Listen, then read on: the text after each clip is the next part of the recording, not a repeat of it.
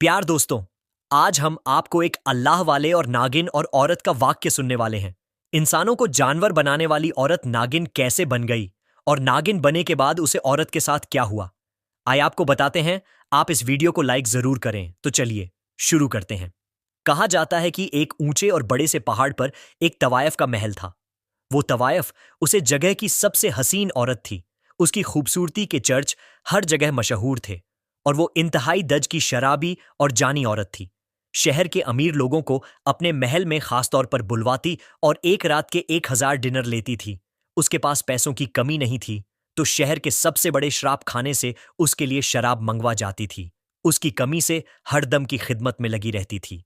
लेकिन एक बात बहुत अजीब थी कि उसके महल में जो अमीर आदमी एक बार आता वो फिर दोबारा नजर नहीं आता। वो इतनी खूबसूरत थी और आवाज और अंदाज ऐसा था कि कोई ना चाहते हुए भी उसके पास चला आता। अब ऐसा होने लगा कि आहिस्ता आहिस्ता उसे जगह के अमीर और रईस लोग उसके दाल में फंसे लगे और उनकी बीवियां सख्त परेशान थीं कि उनके शहर कहाँ चले जाते हैं। उन्हें यह नहीं पता था कि महल की तरफ शहर जा रहे हैं, क्योंकि जो एक बार महल जाता तो वापस नहीं आता था। बहुत ढूंढवाया भी जाता, लेकिन कोई भी अमीर आदमी अब तक वापस नहीं लौटा था। इस तरह शहर के अमीर लोग, दौलतमंद लोग गायब होने लगे थे। तो उनकी औरतें ने सोचा कि अब किसी की मदद ली जाए। किसी औरत ने कहा कि शहर के बाहर बहुत बड़ा सा जंगल है जहां पर एक अल्लाह वाले रहते हैं। सुना है वह अपने अमल में इतने सख्त हैं कि उनको पता चल जाता है कि गुमशुदा चीज कहां है। तो हो सकता है हमारे शेरों का भी वहीं से पता ग सके। वो सब एक साथ खाने लगी। हमें उनके पास जाना पड़ेगा, इसके अलावा कोई और चार नहीं है। उन सब ने उसे जंगल में जान का इरादा कर लिया।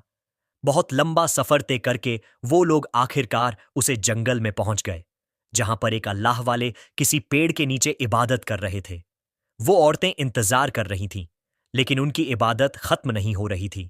फिर जब रात का पिछला पहाड़ आया तो वो तहज्जुद की नमाज से फैर हुए और देखा कि वहां पर बहुत सी औरतें खड़ी हुई हैं जो परेशान कर रही हैं। अल्लाह वाले ने कहा, तुम लोग यहां जी कम से आई हो जानते हैं? तो वो खाने लगी, हजरत कुछ कीजिए, हमारे शहर घर से गायब हैं। जो गायब हुए हैं वो वापस लौटकर नहीं आए हैं।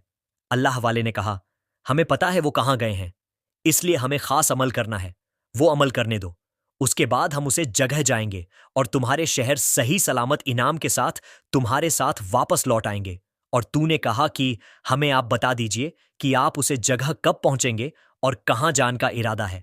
तो अल्लाह वाले खाने लगे, तुम्हारे शहर के पास जो सबसे बड़ा पहाड़ है, ऊंचा पहाड़, उसे पहाड़ पर एक महल बना हुआ है। वहां पर एक तवायफ का अड्डा है और वो तवायफ मर्दों को लुभाती है, उनको अपनी तरफ खींचती है। उसकी आवाज और उसके खूबसूरती देखकर मर्द उसकी तरफ खींचते चले आते हैं। उसके पास जब मैं पहुंचूंगा तो तुम्हें इशारा कर दिया जाएगा। वो औरतें अल्लाह वाले से अपनी बात कहकर सब मुतमईन हो गई थीं। अब वो अपने घरों को वापस ए गई और दुआ करने लगी कि अल्लाह वाले को कामयाबी मिल जाए।